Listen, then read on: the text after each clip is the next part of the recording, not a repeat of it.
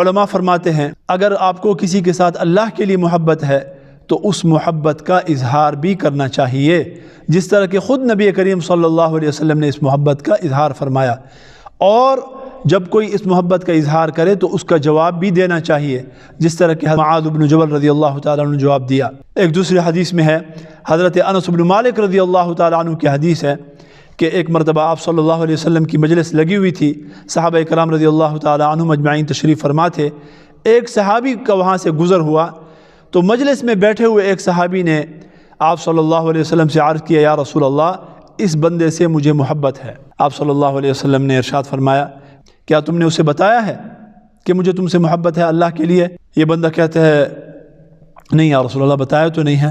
تو آپ صلی اللہ علیہ وسلم فرمایا، جاؤ اللہ کے بندے بتاؤ اسے کہ مجھے اللہ کے لیے آپ سے محبت ہے، بیٹھے کیوں ہو؟ تو فوراً جو ہے نا یہ صحابی چل پڑتا ہے اور جا کر اسے بتاتا ہے کہ یا ھذا واللہ انی لاحبک، مجھے اللہ کے لیے آپ سے محبت ہے۔ تو اس نے جواب بھی بڑا زبردست دیا، اور یہی جواب جو ہے نا مسنون ہے کہ جب آپ کو کوئی بولے انی احبک فی اللہ تو آپ اسے ان الفاظ کے ساتھ جواب دیں، یہ مسنون جواب ہے۔ وہ کیا ہے؟ کیا جواب دیا؟